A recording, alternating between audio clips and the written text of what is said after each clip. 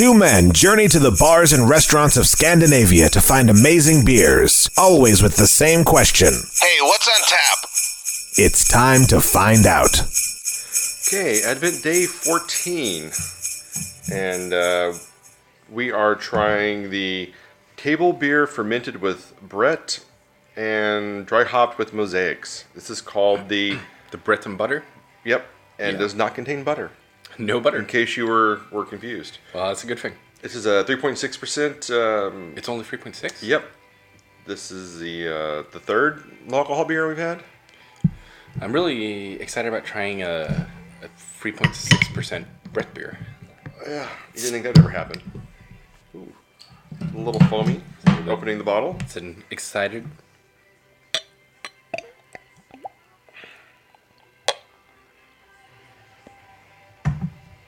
Yep. Nice auburn color, kind of. It's a long time since I heard the word Auburn. Well, I don't get to use it very often. It's definitely Brett heavy on the nose. Oh yeah, super bread heavy. And it's, I think, the Brett that you don't like. I bet you're right. It's like the really barnyardy one. All right, finally, we've been threatening barnyardy kind of beers for a while, and we haven't really gotten into that very often. Everything we've been trying has been rather mild. I mean, Or it's been the fruity ones. yeah. At some point, we should really talk about Advent itself, and what's the point of it, and why we have these things. Is there a point? I don't know. I'm sure there is. We should probably look that up. Maybe we'll look it up for the next research episode that, and talk about what Advent is and why we think it's important. Maybe we should do that for the third Advent. I don't know, what day is that. Well, that would be the third Sunday. All right. Well, again, we'll have to pull out the calendar and see when the third Advent is. Okay. So this was very excited out of the bottle. Very foamy. It's going to be the 17th. It's going to be the third. No, 18th. 18th. All right. So that would be the end of week 3. Yeah. All right. Perfect. So let's talk a little bit about what. Yeah, Advent that is. gives us time to research it and make notes, and then come back with. We can each do our own dissertation and research papers on this, and Yep. then come back with a full report on Advent. And We kind of forgot to mention Lucia for the last episode because the 13th, right? yeah. So what is Lucia? Explain it to me, because that's not a thing that we have in. You don't have it in the States? No, of course not. Oh, really? No. I don't know. Okay, so Lucia is a German. She was Well, she went to different houses, sang, and I don't know. yeah, it's a German heritage thing, and for some reason the Swedes have adopted it, and it's become a really big day. And you have Lucia figure who wears a crown of candles and Long white gown. and a long white gown. Yeah, and then you have a group of children. Usually, I don't know how that all relates back to her. So she's usually in her maidenhood. So it's usually a young girl right before she hits, I guess, maturity, crosses over into womanhood, and then This is turning into very awkward. it is episode. awkward. But hey, you know what? You're Swedish customs. I don't understand them. I just merely report them. And then there's usually 2 boys that carry candles, and then there's like another girl as well. They have like the weird traditions, like with the little Santa Claus dudes and the gingerbread dudes. Yeah, the gingerbread dudes, which has become, I guess, a Man. racist Yep. stereotype for some reason, because Yep. gingerbread dudes are not that people are dressing in blackface.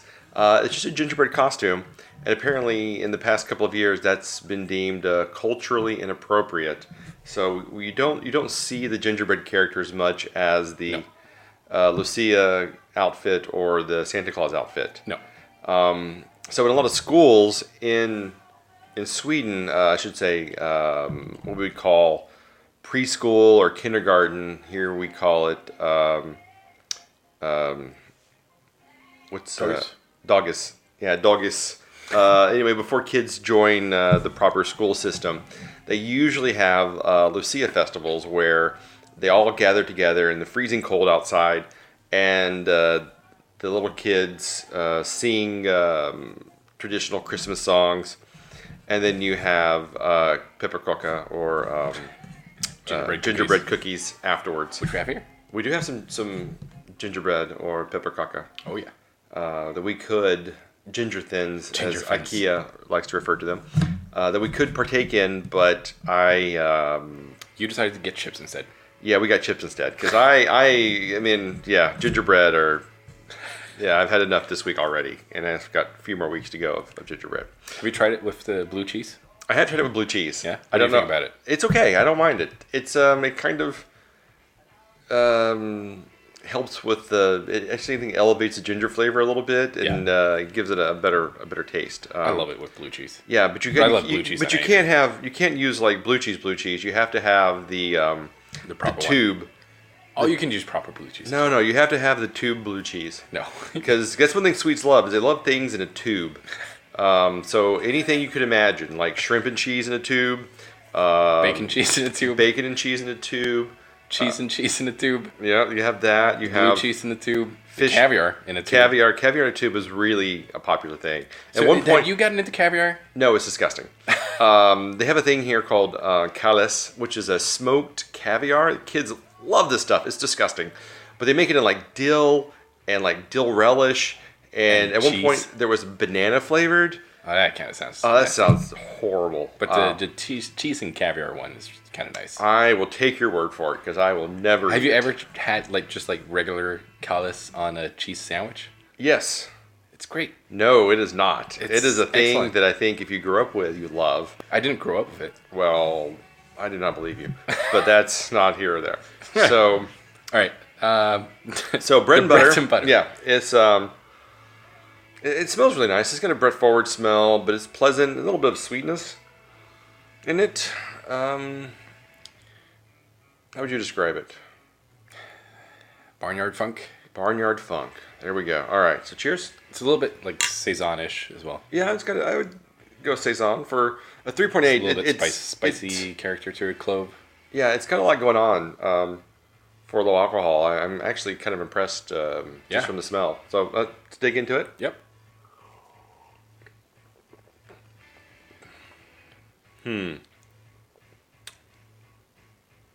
Wow. Well, It doesn't taste like a low alcohol beer. again, yeah, Tool is quantifying. really killing it with their low alcohol beers right now. Yeah. Of course, I'm a little sad to get another low alcohol beer because I kind of want some heft to some of these beers we've been getting. I'd like to see against Especially when it's the cold winter months. As yeah, I would like to see some stouts and some heavier beers in there, maybe a Barley barley wine wines. or something. Porter, but that's We not had a what, porter, right? yeah, I believe so. Yeah, but that's not what Toil does. They don't do a lot of really heavy beers usually. They're kind of like to play in the. Oh, well, they And do the lighter. the heavy stuff as well. Like Well, they do some heavy stuff. So, like I would expect to see a milk stout in here at some point because they usually bound have to a be, couple like, of the milk stouts in here. Eula milk is probably going to be in there. I would hope so. That's kind of their go-to Christmas Yeah. kind of And stuff, it's and they put it every year. Massive, really good Christmas stout. Yeah, Well, it's not a Christmas stout. It's just an imperial stout. Yeah. I know they've got a couple other milk stouts out that they've done this year, so I'm hoping to see something like that soon.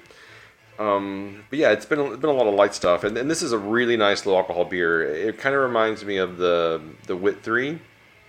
Yeah. Not in the flavor or anything, but just something that you could drink easily if you're like a designated driver or you don't want something really heavy or very high alcohol. And it's got some for the night. interesting flavors going on there. Oh, definitely.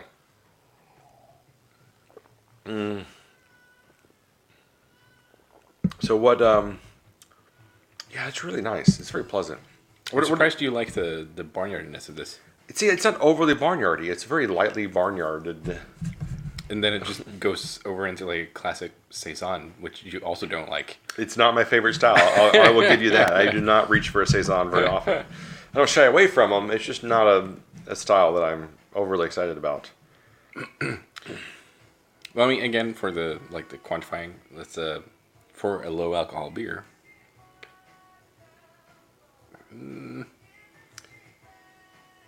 Or just for a beer in general. Yeah, I would say for a bread beer. It's not my favorite style of Brett in it.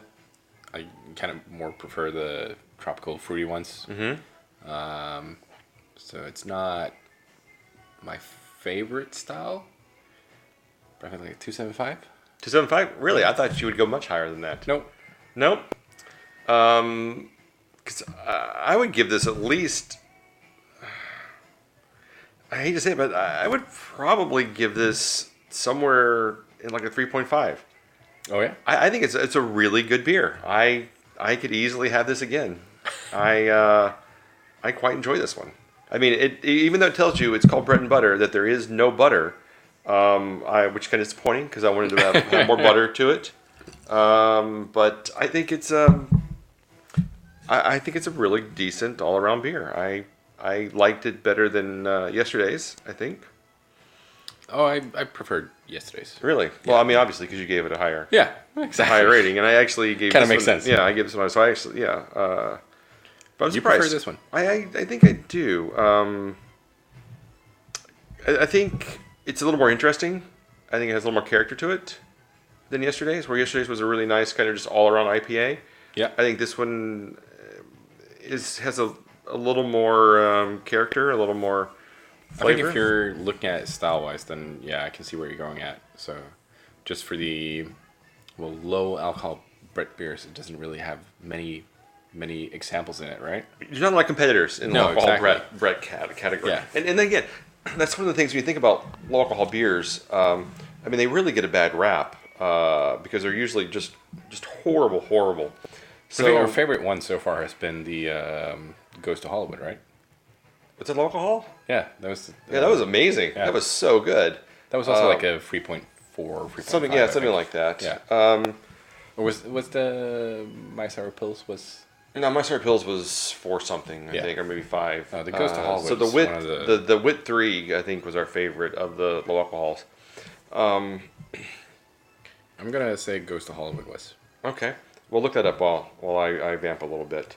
Yeah, the Ghost of Hollywood. So was a 3.8. okay, so how would you judge this within the category of Brett beers or in a category of like low alcohol beers? So what are you judging it against to come up with your rating? I'm not really sure.